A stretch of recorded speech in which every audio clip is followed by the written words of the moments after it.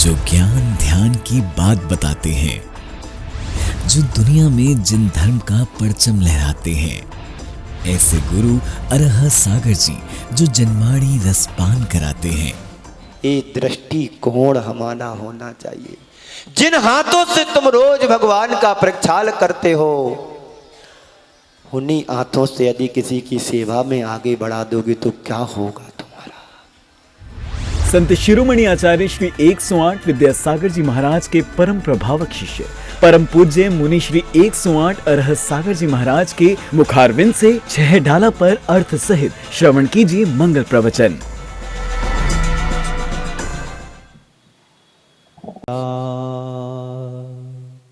वीतराग विज्ञानता शिव स्वरूप शिविका नमहु त्रियोग समारुकै। बोलिए।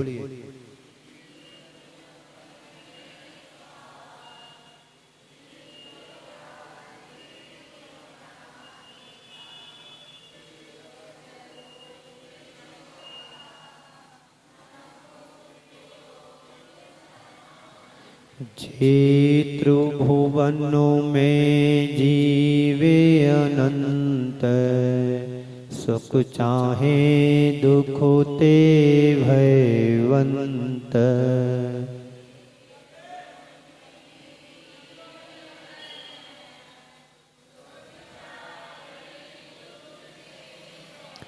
ताते दुख हारी सुख का, कहें सी के गुरु करुणाधार।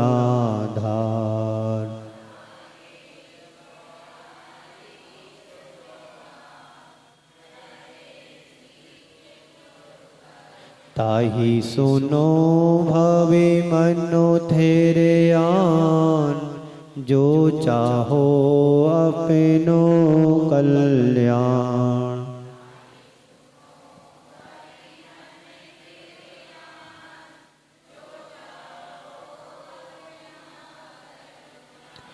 अपना नहीं, अपनो देख के पढ़ो। ताही सुनो भवी मन थेरे आन, जो चाहो अपनो कल्याण।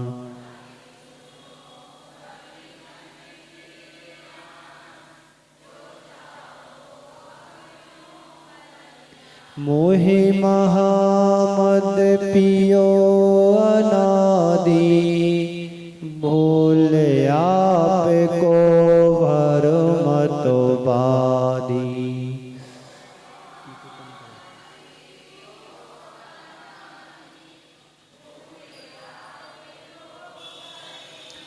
तासो विरमण की है बहु कथा, पे कछु कहूँ कहीं मुनि था।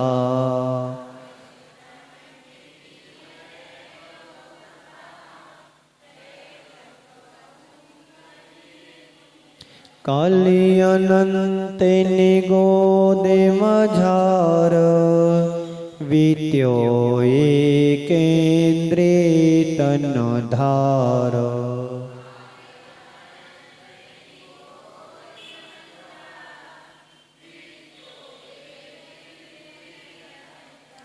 एक श्वासों में 8-10 बार, जन्म्यो मर्यो भर्यो दुख भारो।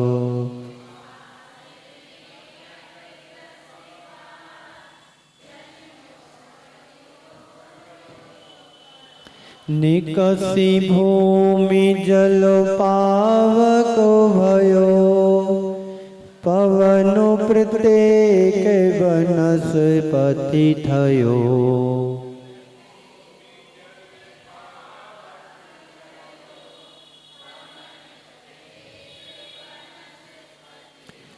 दुर्लभ लही ज्यों चिंतामणि, त्यों पर्याय लही त्रस तणी।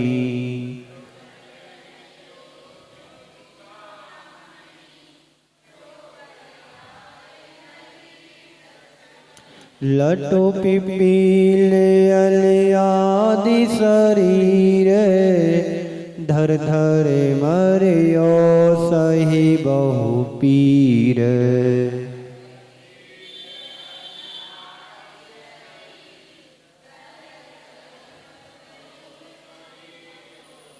कभहु पंचेन्द्रिय पशु भयो मन बिन निपट अज्ञानी थयो।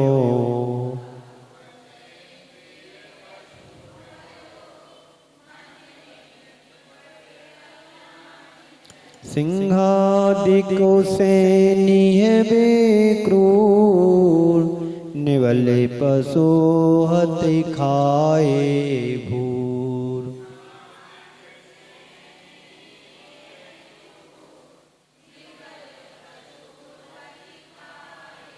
कबहु आपे भयो बलोहीन सबलन करी खायो अति दीन।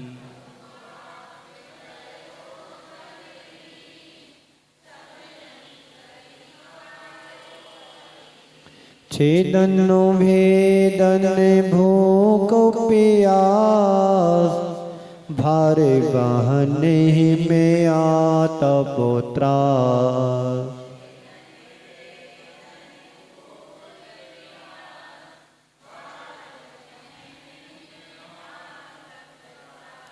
वदवंदन आदिक दुख घने कोटि जीविते जाति न भने।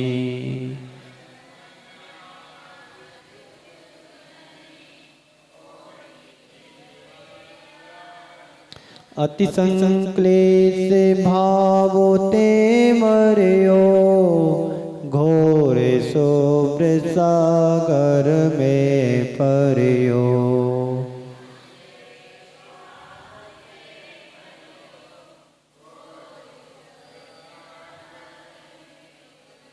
तहाँ भूमि पर सत दुख सो बिच्छू सहस डसे नहीं तिसो।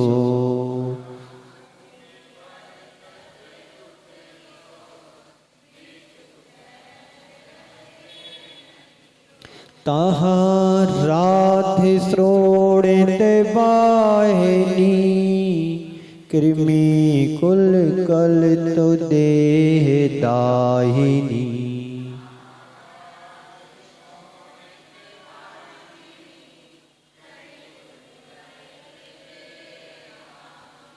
सेमर तरु दल जुत असी पात्र असी ज्यों देह विदारई तत्र।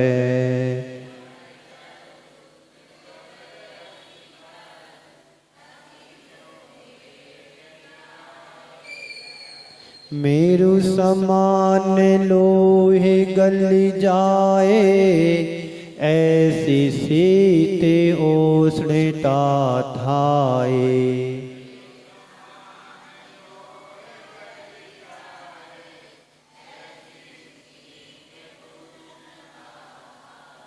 ओम। कल आप सभी ने नरक गति के दुखों को सुना था, किस तरह के दुख वहाँ पर होते हैं।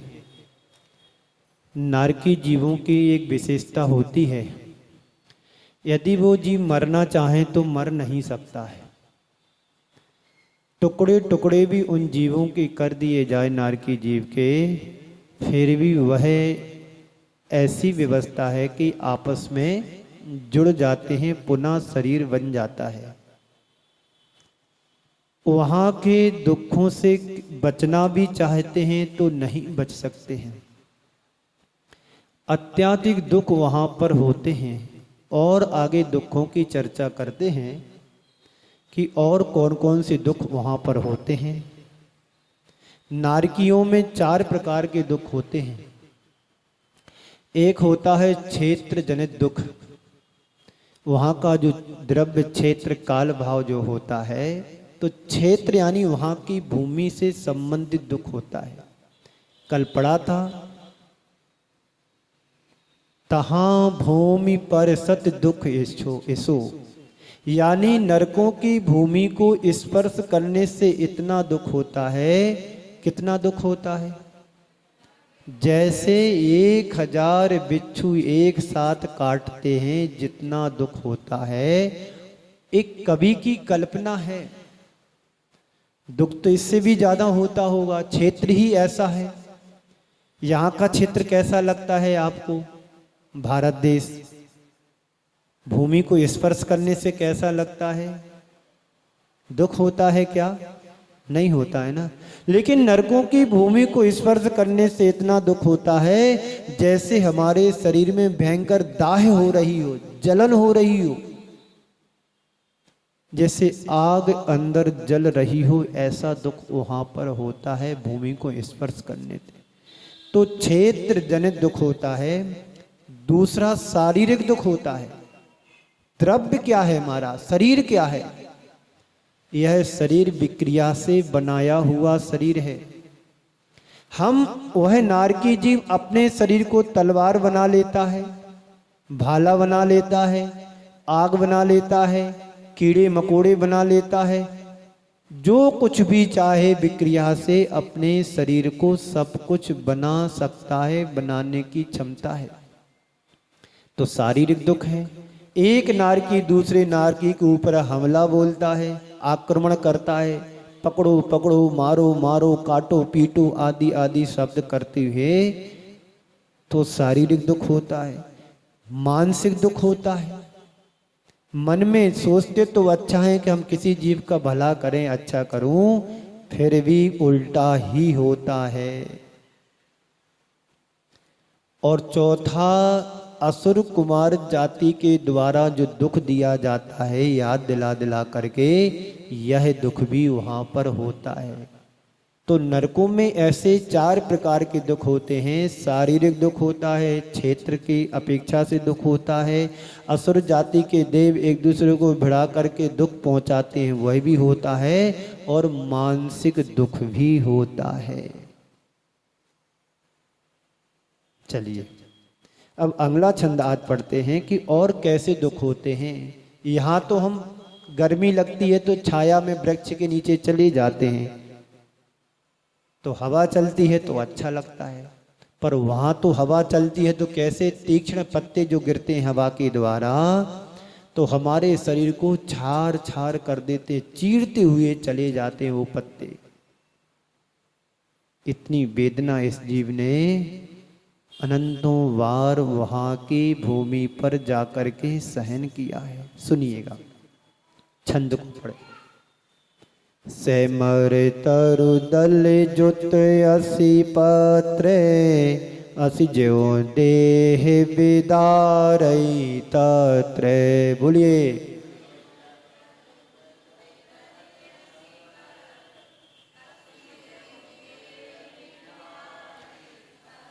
ओ माता जी पीछे क्या पढ़ा अभी आपने? है कहाँ की घटना सुना रहे हो? अच्छी हो तो हमें भी सुना दो।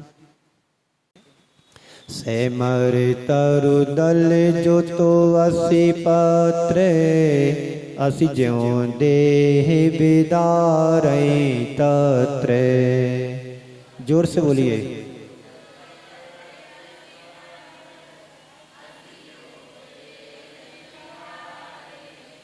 मेरु समान लोहे गली जाए, ऐसी शीत उष्णता थाए।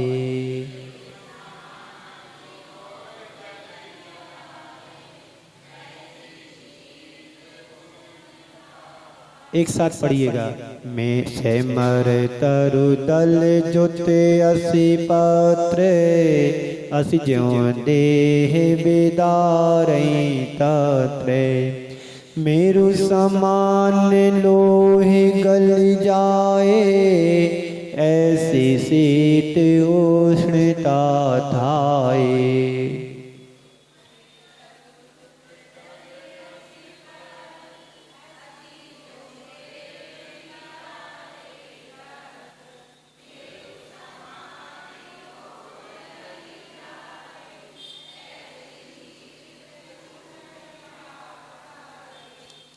तत्र, यत्र यानी यहाँ, तत्र यानी वहाँ। तो तत्र यानी वहाँ उन नरकों में जहाँ की चर्चा की जा रही है, तत्र यानी उस नरक में सेमर तरुदल जुत असी पत्र। तत्र यानी उस नरक में 80 पत्र यानी 80 माने होता है तलवार, तलवार की धार के समान। पत्र यानी पत्ते, किसके पत्ते? सेमर, तरु यानी सेमर के वृक्ष के पत्ते। दलजुत यानी पत्ते वाले, किसके? सेमर वृक्ष के हैं, जो क्या करते हैं? देह यानी शरीर को असिज्यों, जिस प्रकार से तलवार, जिस प्रकार से तलवार के समान विदारे यानी चीर देते हैं, फाड़ देते हैं। तथा तत्र यानी उस नरक में क्या होता है? ऐसी, इस तरह से, इस प्रकार की शीत यानी सर्दी और उष्णता यानी गर्मी, था यानी होती है, कि मेरु समान लोहे गली जाए। मेरु के समान लोहे का गोला भी गल जाए, इतनी तो गर्मी पड़ती है। मेरु समान लोहे जम जाए और इतनी अधिक सर्दी पड़ती है, जिस गोले को हमने पिघलाया था वही गोला, लोहे का गोला जम जाए। क्या लिखा है? ऐसी शीत उष्णता थाए उन नरकों में, इतनी अत्यधिक सर्दी और गर्मी होती है कि मेरु समान लोहे गले जाए, अर्थात मेरु के समान, सुमेरु पर्वत के समान लोहे का गोला भी गल जाता है, यानी पिघल जाता है और जम जाता है। यहाँ पर इतनी कभी सर्दी पड़ी है, दो गप्पी मिले, गप्पी समझते ना, गप लड़ाने वाले, दो व्यक्ति आपस में चर्चा कर रहे थे। एक गप्पी बोलता है कि हमारे जमाने में इतनी सर्दी पड़ती थी, इतनी सर्दी पड़ती थी, इतनी सर्दी पड़ती थी कि नल के पाइप में से बर्फ निकलता था। नल के पाइप में से, टोंटी में से बर्फ निकलता था। दूसरा बोलता है हमारे जमाने में इतनी सर्दी पड़ती थी, इतनी सर्दी पड़ती थी, गाय के थनों में से आइसक्रीम निकलती थी, डंडी लगी। दूध की जगह क्या निकलती थी? आइसक्रीम बनी बनाई। बात समझ में आई? एक जोक जैसा है। वास्तव में उन नरकों में इतनी सर्दी और गर्मी पड़ती है कि लोहा सुमेरु पर्वत के बराबर यदि गोले को तैयार किया जाए तो उन नरकों की गर्मी से वह गोला पिघल जाता है और इतनी अधिक सर्दी पड़ती है कि वही गोला जम जाता है। पहले नरक से यदि गोले को लुढ़का दिया जाए ऊपर से नीचे, तो 5वें नरक तक की, ऊपर की पृथ्वी तक वही गोला पिघल करके पानी जैसा बन जाता है। और 5वें नरक से नीचे नीचे जाएगा, 6वें नरक और 7वें, वही गोला बर्फ की तरह मेरू के समान जम जाता है। इतनी अधिक गर्मी वहां पर, सर्दी वहां पर होती है। यहाँ पर इतनी गर्मी होती है कि हम पिघल जाएं, पसीना तो आ सकता है पर शरीर नहीं पिघलता है। तो सर्दी भी काश इतनी नहीं पड़ती है कि हमारा दिमाग ही जम जाए। क्यों? शरीर हमारा वैसा नहीं है कि हम बाहर के वातावरण को सहन कर लूं, पर भी फिर भी हमारा शरीर जैसा बना है उसी हिसाब से सर्दी भी होती है, जिससे हमारा शरीर सहन कर सके। गाय बैल आदि के जो शरीर होते हैं वह भी सर्दी में बाहर रहते हैं। उनके शरीर की रचना ऐसी होती है कि वो भी सहन कर लेते हैं यहाँ की सर्दी को। बंदर हैं, पक्षी हैं, कुत्ते आदि हैं, जो भी प्राणी विचरण करते हैं खुले में, वह सब सहन कर सकते हैं। उसी हिसाब से सर्दी यहाँ पर पड़ती है, पर वैसी सर्दी नहीं पड़ती है कि लोहे का गोला भी जम जाए और पिघल जाए। पुनः देखेंगे छंद को। सैमर तरुदल जुत असिपत असिज्यों देह बिदारे तत्र। तत्र यानी उस नरक में, असिपत्र यानी तलवार की धार के समान, सुमेरु नहीं। सैमर के जो वृक्ष के पत्ते होते हैं वह कैसे होते हैं? जिस प्रकार से असी यानी तलवार शरीर को विदारित कर देती अर्थात चीर देती है, ऐसे ही उन वृक्षों के पत्ते यदि हमारे शरीर के ऊपर गिरते हैं, गिरते क्या गिराए जाते हैं। सैमर का वृक्ष बना है तो कौन बना?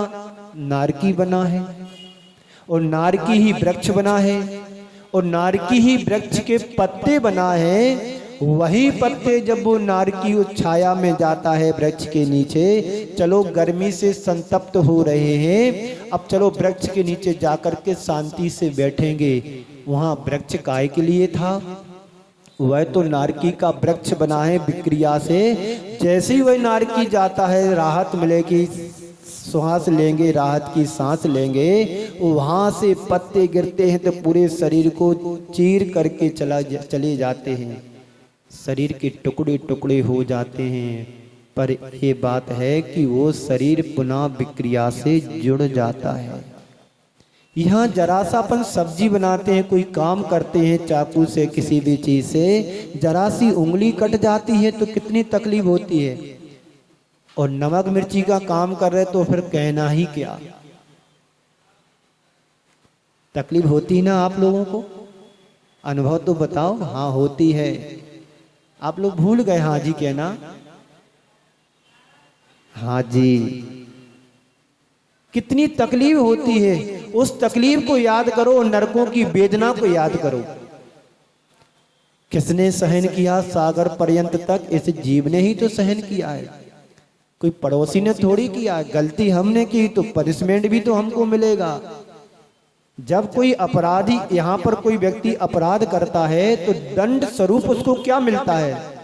जेल की सजा मिलती है। तो कहाँ जाना पड़ता? घर के कमरे में कि जेल में जाना पड़ता है सजा भोगने के लिए?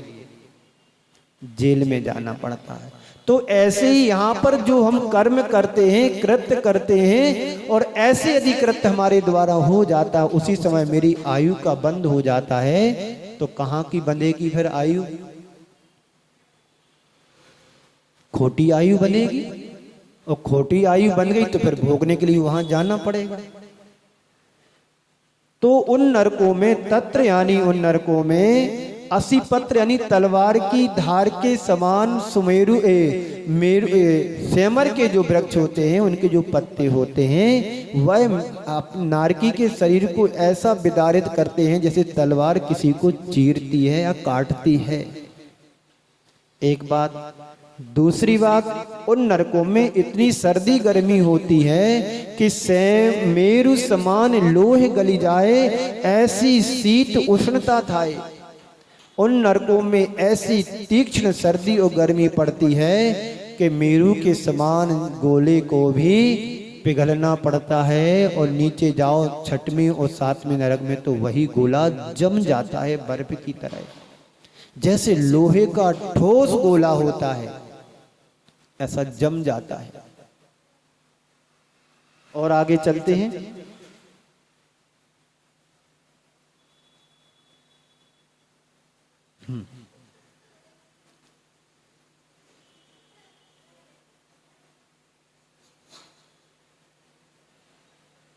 हाँ, एक बात और ध्यान रखना,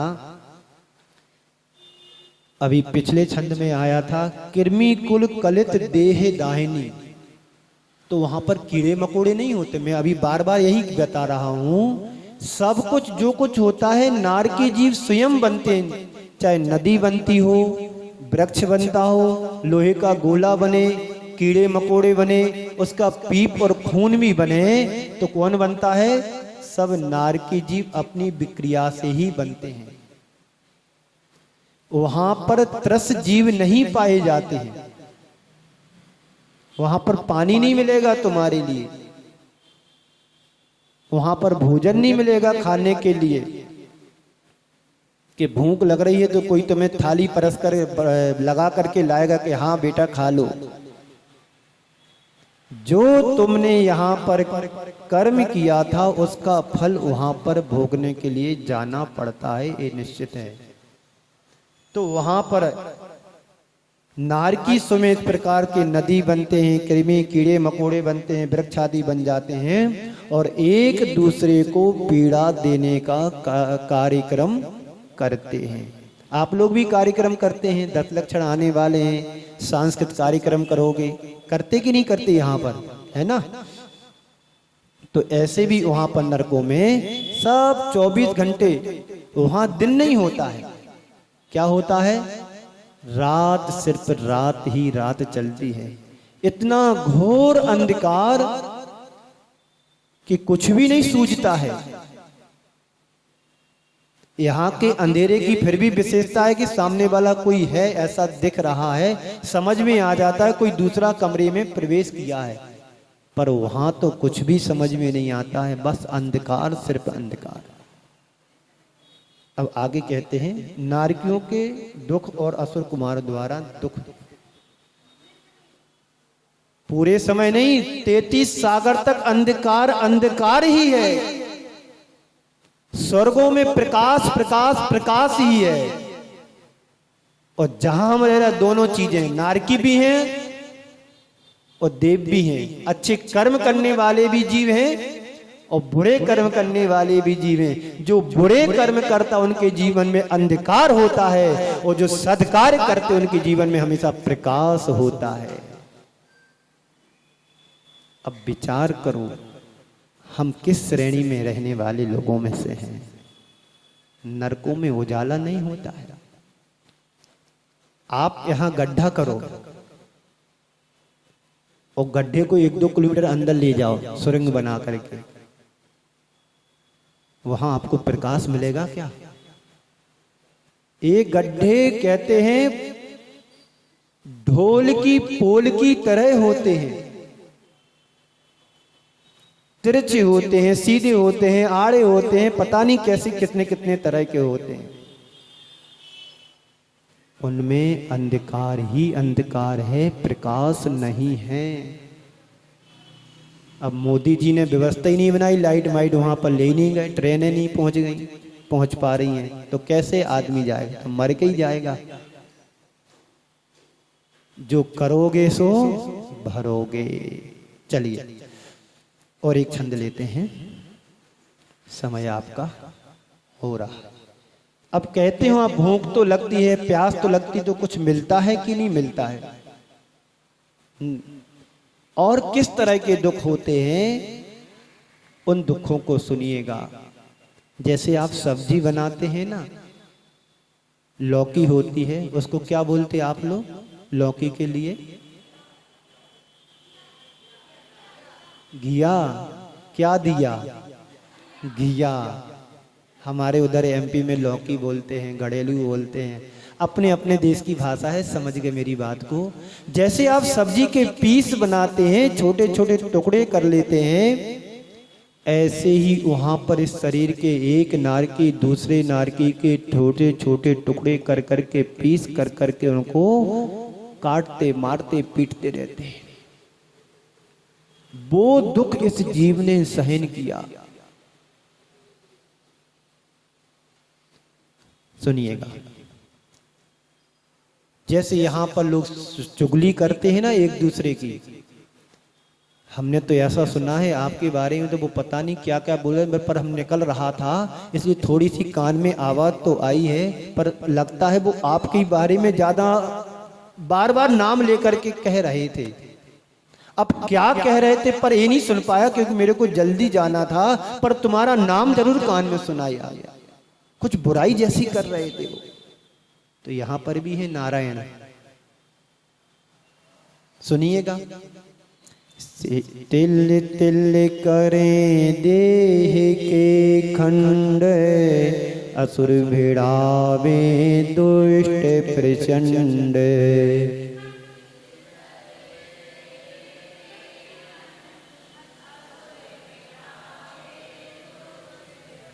तिल तिल करें देह के खंड, असुर भिड़ावे दुष्ट प्रचंड।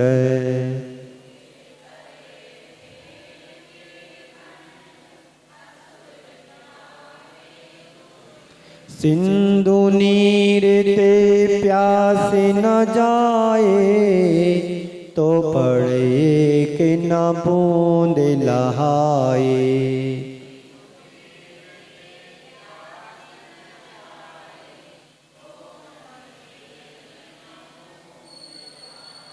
तीन लोके को नाज जो खाए, मिटे न भूख कड़ा न लहाए।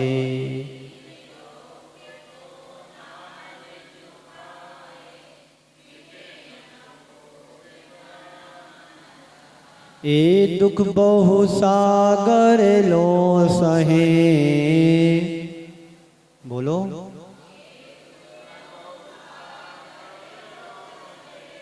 एक बार फिर से पढ़ेंगे, साथ पढ़ना है। तिल तिल करें देह के खंड, असुर भिड़ावे दुष्ट प्रचंड।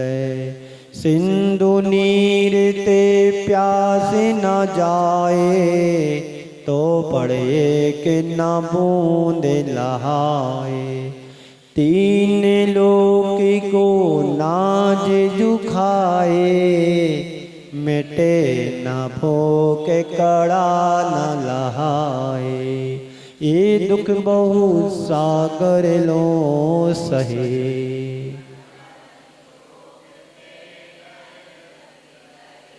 ओम शांति। वहाँ नहीं जाना अभी जहाँ तुमने पढ़ लिया है।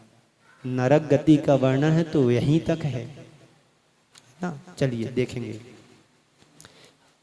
पंडित दौलत राम जी कह रहे हैं, नरकों के दुखों का विवेचन करते हुए कि उन नरकों में असहनीय दुख होते हैं जिनकी हम कल्पना मात्र कर सकते हैं, इन आँखों से नहीं देख सकते हैं, कानों से सुनने में भी नहीं सुन पाते हैं, लेकिन दुख वहाँ पर होते हैं। कल्पना की है कवि ने, कह रहे हैं तिल तिल करें देह के खंड।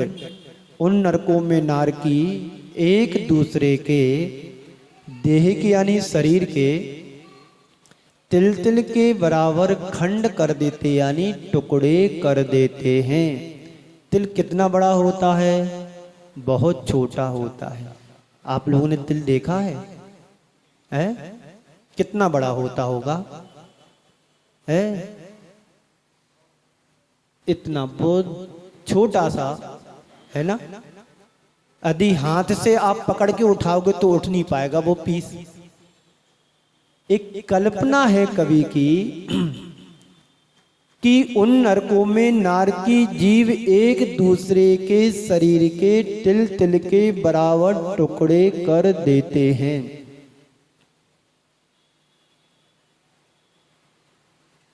और प्रचंड यानी अत्यंत दुष्ट, यहाँ की वहाँ के क्रूर जो प्राणी हैं, नारकी हैं, असुर यानी असुर कुमार जाति के देव। कौन सी जाति के देव? नाम भी अच्छा रखा, असुर कुमार जाति के देव। उनका काम ही एक ही है, एक दूसरे को भिड़ाना, लड़ाना और दूर खड़े होकर के मजा लेना। अच्छा हो रहा है, बहुत अच्छे पिट रहे हैं, पिटने दो, मजा आ रहा है।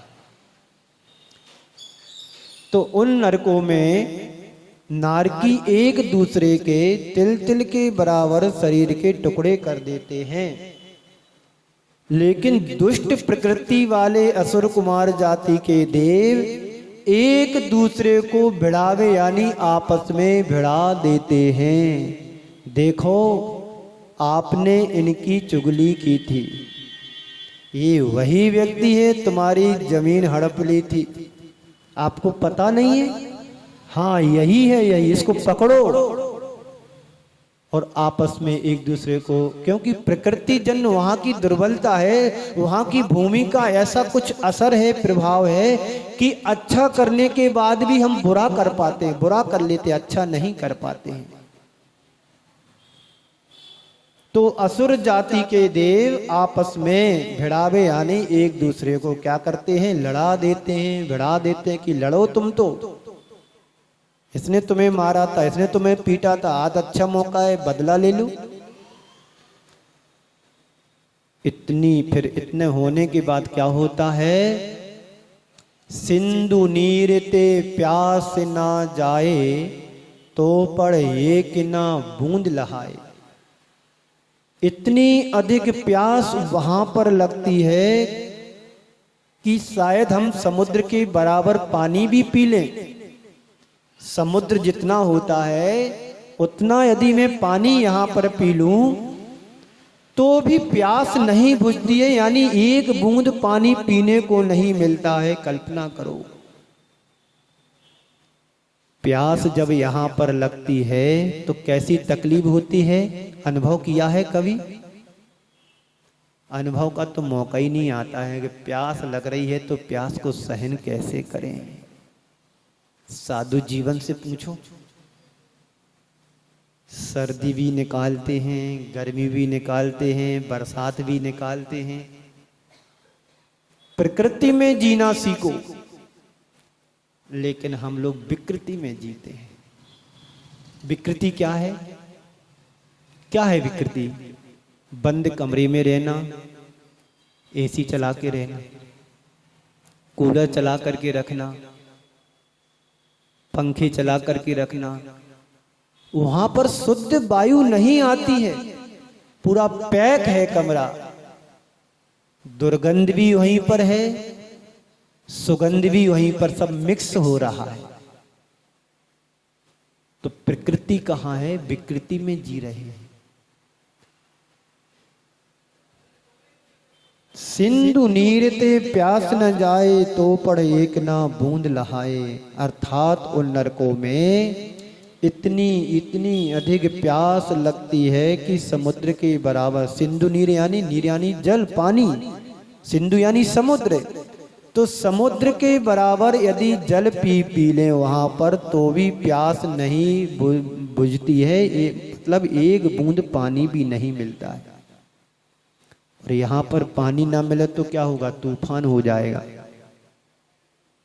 है? कभी प्यास लगे 10 मिनट 15 मिनट अपने आप को रोक लेना, अनुभव करना प्यास लगने पर कैसा अच्छा लगता है कि बुरा लगता है ना? करना, अभी नहीं, गर्मी के दिनों में अभ्यास करना। किसी को स्वप्न में मान लो प्यास लग रही है,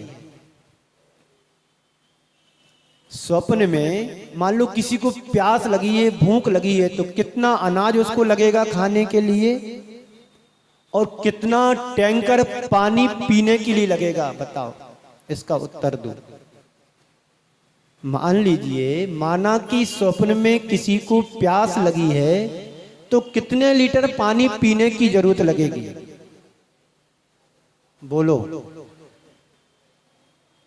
एक टैंकर पानी लगेगा। सपने में प्यास लगी है तो कितना पानी पीने में लगेगा? एक बूंद पानी की जरूरत नहीं है, बस उसको झकझोर देने की जरूरत है। नींद खुली, स्वप्न गया, पानी कहां, प्यास कहां? किसी के स्वप्न में किसी के घर में आग लग गई, स्वप्न की बात कर रहा हूं। मान लीजिए स्वप्न में किसी के घर में आग लग चुकी है, तो बुझाने के लिए कितना पानी लगेगा? है? हाँ, अब बात समझ में आई। पानी नहीं चाहिए, जगाने का पुरुषार्थ होना चाहिए। अपनी आंख को खोलो, जगा दो उसके लिए। कहाँ की आग, कहाँ की प्यास, कुछ पानी की जरूरत ही नहीं है। तो सिंधु नीरते प्यास न जाए, तो पढ़ एक बूंद न लहाए। तो भी किंतु एक बूंद भी पानी नहीं मिलने वाला है। और जो नदी बह रही है, प्यास लगती है, उस नदी की ओर भागता है। कौन सी नदी है? बैतरणी नदी। उस नदी की तरफ जाता है तो देखता है खून और पीप भरा हुआ है। हाथ डालता है, हाथ जल जाते, छार छार हो जाते हैं। सेमर नाम का वृक्ष दिखता है, चलो छाया मिलेगी थोड़ी बहुत। वृक्ष दिख रहा हरा भरा है। जैसे ही वृक्ष के नीचे जाता है, पत्ते गिरते हैं विक्रिया से, और बैठ ही नहीं पाया और पत्ते गिरना शुरू हो जाते, चीर देते हैं पूरे शरीर को। जाए तो कहाँ जाए, एक तिल के बराबर स्थान नहीं है वहां पर, सुई की नोक की बराबर की, जहां उसको सुख शांति मिले। आप लोग तो यहां बहुत मस्त हो, व्यस्त हो, पर त्रस्त भी हो साथ में।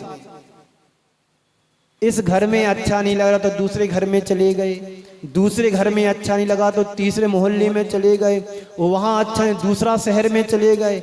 जहां अच्छा लगे वहां पहुंच जाते हो, पर नरकों में जाओगे तो कहां जाओगे? वहीं जीवन जीना है। बोलो, यहां लाइट चली गई तो दूसरे मंदिर में पहुंच गए, भैया वहां तो कम से कम सुख मिलेगा, है ना। घर में एडजस्ट नहीं हो रहा तो भैया कमरा बदल लो, कमरे से नहीं बना तो भैया मोहल्ले ही बदल लो, मोहल्ले में नहीं शांति मिले तो भैया शहर बदल लो। जीवन तो नहीं बदल सकते हैं। आगे 1.5 पंक्ति और है, 1.5 मिनट में। और भूख भी इतनी लगती है, कितनी भूख लगती है? 3 लोक को नाज जू खाए। तीनों लोगों का नाज यानी अनाज यानी धान गेहूं वगैरह भी खा लिया जाए, तब भी भूख नहीं मिटती है। और भूख मिटेगी कैसे? क्योंकि सब विक्रिया से कार्य हो रहा है। मिटे ना भूख कड़ा ना लहाए। एक कण भी नहीं मिलता है कि हम वहां भूख अपनी मिटा लें। ये दुख बहु सागर लो सहें।